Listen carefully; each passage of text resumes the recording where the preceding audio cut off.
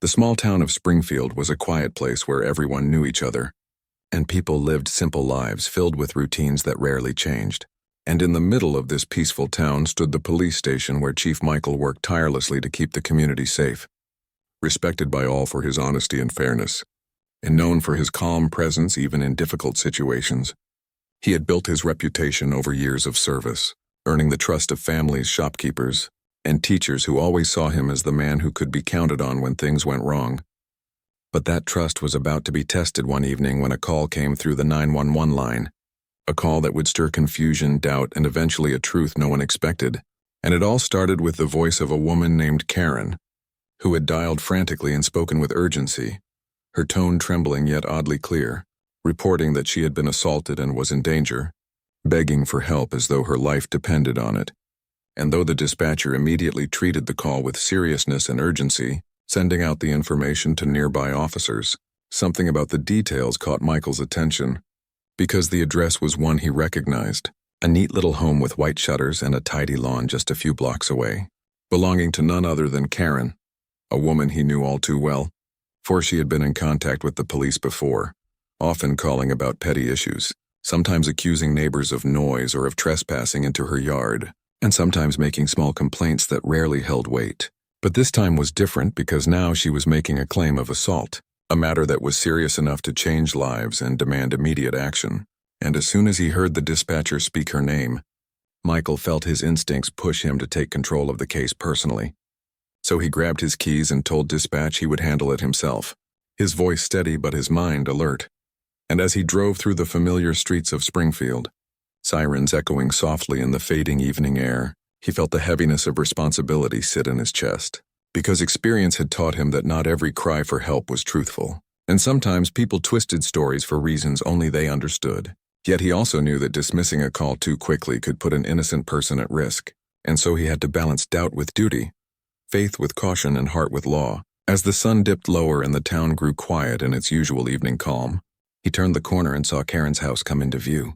where she stood outside in the driveway, pacing nervously with her phone still in hand, glancing up and down the street as though waiting for someone to arrive.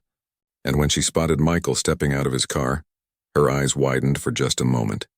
betraying a flicker of surprise before she quickly replaced it with an expression of relief, rushing forward and speaking breathlessly, saying, "Chief Michael, thank goodness you are here. I was attacked, I was almost hurt, you must help me. You must arrest him before it's too late." Her words pouring out fast, rehearsed yet lacking the raw tremble of true fear. And as Michael listened, his eyes scanned her carefully, noticing the small details his years of training had sharpened him to see, the way her clothes were neat without a single tear, her skin free of scratches or bruises, her hands steady even as her voice carried fake panic, and the way she chose her words with strange precision,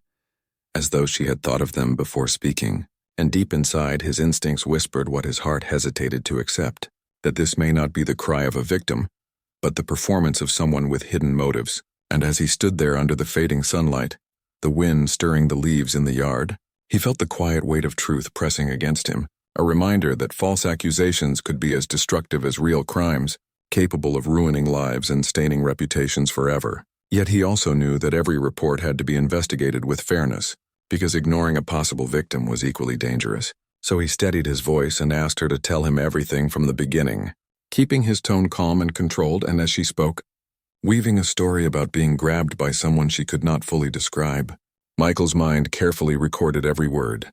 comparing it with her body language in the scene before him, and the more she spoke, the more the story seemed thin, like fabric stretched too far,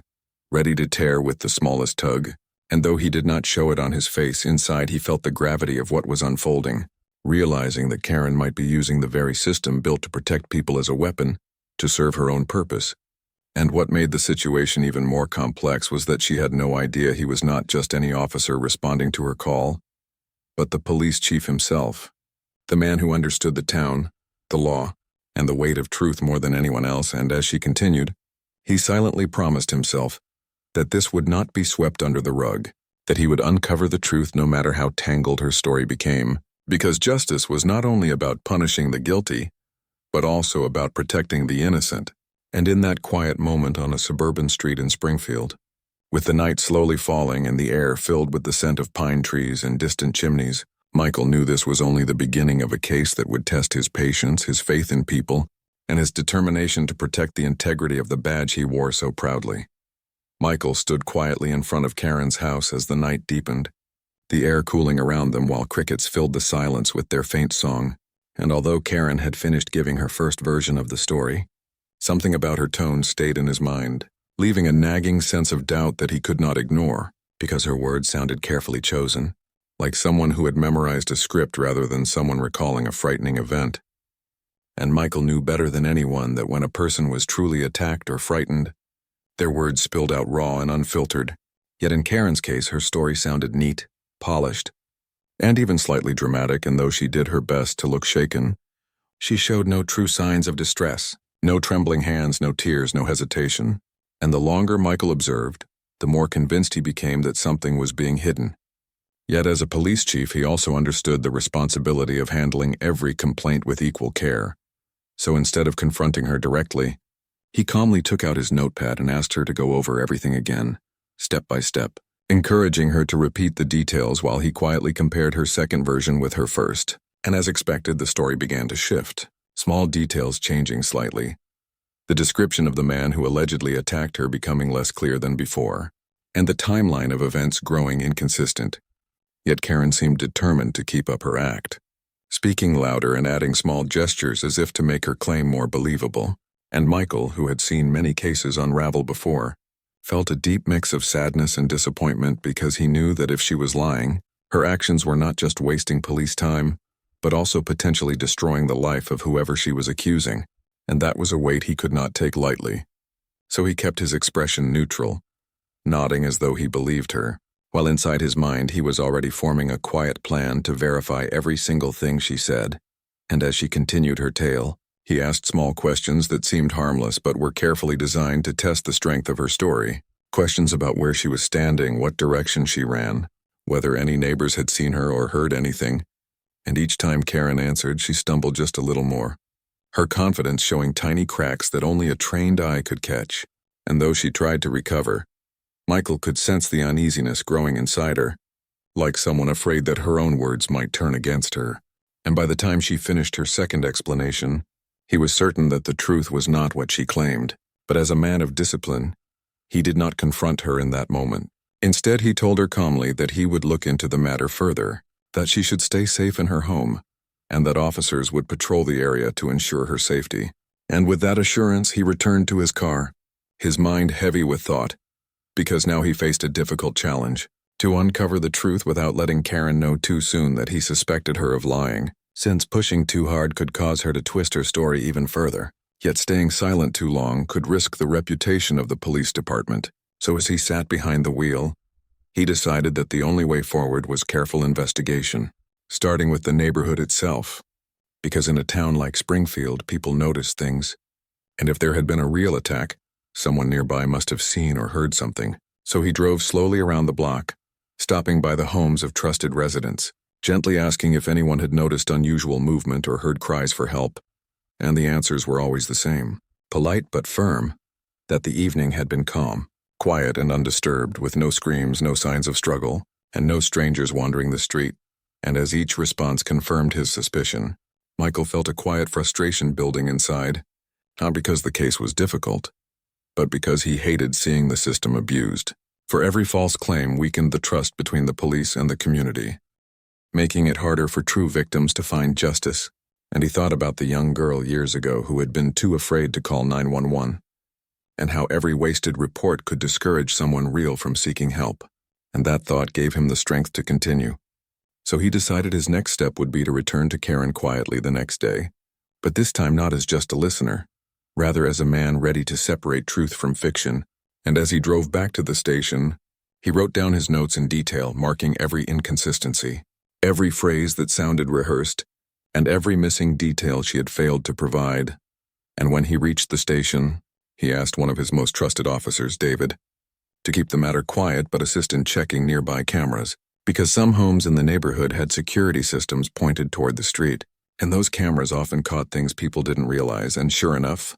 by late evening, a call came from David confirming that one of the cameras had clear footage of the street outside Karen's house during the exact time she claimed to be attacked. And in the video, there was no sign of any struggle. No stranger approaching, only Karen herself walking calmly outside, making a short phone call and then pacing as though waiting for someone to arrive. And when Michael saw the footage with his own eyes, a quiet sigh escaped him. Because while it confirmed his suspicion, it also saddened him, knowing how serious the situation had become, since now he held proof that Karen's report was false, and the weight of what she had done grew heavier. Because filing a false assault claim was not only wrong, but also damaging to the community. And yet Karen seemed completely unaware that the man she was trying to deceive was not just an officer, but the police chief himself. The man determined to protect the town from both crime and dishonesty. And as Michael leaned back in his chair at the station, staring at the footage again, he began to plan carefully, knowing that confronting her too quickly could make her panic. Chief Michael the day carried a weight that set it apart from all others, because his mind was still fixed on the events of the night before, on Karen's false claim, on her carefully constructed story, and on the undeniable footage that proved nothing had happened the way she described. And though he had faced many challenges in his career, this one was uniquely frustrating. Not because it was violent or dangerous, but because it was dishonest and dangerous in a different way, threatening the very trust between the police and the people they served. And as he sat at his desk in the station reviewing the evidence again, he thought about Karen herself, a woman who seemed determined to be the center of attention,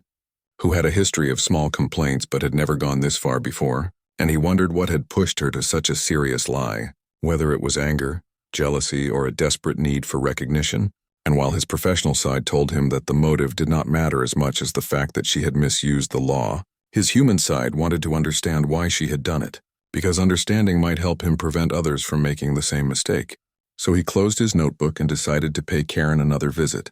Not to confront her outright, but to gently probe deeper into her story, to watch how she reacted now that time had passed and whether her confidence would hold or crumble. And as he drove toward her street again, he noticed how peaceful the neighborhood seemed, with its tall oak trees shading the sidewalks and families preparing for another ordinary day, a sharp contrast to the seriousness of the situation in his mind. And when he parked in front of her home, Karen stepped outside almost immediately, as if she had been waiting, her face lighting up with a smile that looked more like satisfaction than relief, and she greeted him warmly, saying she was glad to see the police following up so quickly. But Michael, hiding his thoughts behind his calm expression, simply nodded and asked if they could talk inside. And once seated in her living room, he began gently, asking her to tell him once more about what happened, this time focusing on the small details she had avoided before, such as the exact time she claimed the man appeared, which direction he came from, and how she managed to get away. And as Karen spoke, Michael listened carefully, noting how her story twisted further, how she added new details that directly contradicted the footage he had already seen, and how her voice carried more drama than truth, almost as if she believed repeating the lie often enough would somehow make it real. And though Michael remained composed, inside he felt a stronger determination rising, knowing that patience was key, because if he pushed too hard, she might shut down, but if he let her talk, she might reveal more than she intended. And indeed, as she grew comfortable in her performance, she mentioned a neighbor's name, implying that he had seen something too, and Michael's mind immediately caught on to that detail, because he had spoken with every neighbor the night before, and all of them had been clear that they had seen nothing unusual. So her mention of a witness that did not exist was another clear sign of her deception, and he allowed her to continue without interruption, his pen moving across the page slowly as he wrote, even though his notes were less about what she said and more about how she said it, the pauses, the unnecessary additions, the way she kept glancing at him to check if he believed her. And after nearly an hour, he finally stood up, thanking her for her time and assuring her that the investigation would continue. And though her face carried pride as if she thought she had convinced him, Michael's heart grew heavier, because now he knew without a shadow of a doubt that Karen's false report was intentional, carefully built and meant to harm. And as he left her home, he thought again about the responsibility resting on his shoulders, the responsibility not only to prove the truth but also to protect the town from the ripple effects of her lie, because already whispers had started in the community about an attack near Karen's house. And if the truth was not revealed,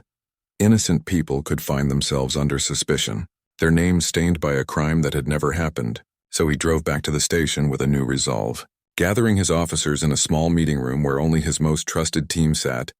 including David, Laura and John, officers who had worked with him for years and who understood the seriousness of protecting both justice and the department's reputation, and he explained to them in simple words what they already suspected: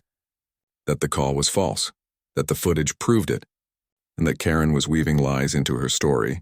But he also told them they could not rush to arrest her, because building a case required care, patience, and clear evidence strong enough to stand against any defense. And as his team nodded in agreement, he outlined a plan to quietly gather more information, to check her phone records, to review more cameras in the area, and to interview neighbors again with careful questions. And over the next several days they worked steadily, uncovering more details that confirmed Karen had not only lied, but had also spent time on her phone making calls during the minutes she claimed she was being attacked, with no signs of distress in her voice during those calls. And each piece of evidence became another stone in the foundation of truth, giving Michael both relief and sadness. Relief because the truth was becoming clear, and sadness because a member of his community had chosen dishonesty over trust. And one evening, as he sat in his office alone, the weight of it all pressed down on him, and he thought about the badge on his desk, shining faintly under the lamp, a reminder of the oath he had taken to protect and to serve. And he whispered to himself that protecting the truth was as important as protecting people from harm, because lies could wound a community as deeply as violence. And in that moment he knew the time was coming when he would have to confront Karen openly, to let her know that her secret was no longer safe. And though it would not be easy, he was ready, because the truth was on his side, and he would not allow Springfield to be shaken by a story built on deception. The days that followed in Springfield carried with them a sense of calm for the townspeople, but for Chief Michael they were filled with quiet tension, as he and his team carefully pieced together the puzzle of Karen's false report. And though the evidence was already strong, he knew that rushing into confrontation without a complete picture could give her room to twist the truth further. So he moved with patience, gathering more facts, double-checking every detail and watching closely for any signs that she might repeat her behavior, because in his heart he believed that one lie often leads to another, and if Karen had gone this far, there was a chance she would not stop here. So when he drove through her street each morning, pretending it was a routine patrol, he kept a close eye on her house, noting how she sometimes stood outside as though expecting someone to notice her, waving at neighbors with a brightness that looked more forced than genuine. And while the people around her seemed unaware of what was truly unfolding, Michael carried the weight of knowledge that the woman in that house had chosen dishonesty in a way that could damage innocent lives. And that awareness kept him focused even as the rest of Springfield went about its normal days of school runs, grocery shopping and evening walks, and soon his patience was rewarded, because a new piece of evidence emerged when Laura, one of his trusted officers,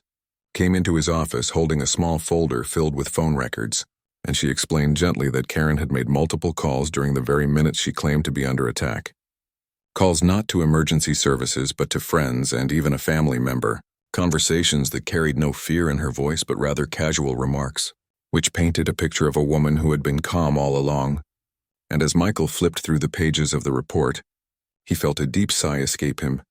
because now there was no doubt left, and he thought about how to approach her, whether to bring her in quietly or to give her one last chance to explain herself before the truth was revealed in full. And as the evening sun filtered through the blinds of his office, he decided that the time had come for a direct conversation, because avoiding it any longer could risk more lies spreading in the community. So the next morning he drove once again to Karen's house, his steps steady as he knocked on the door.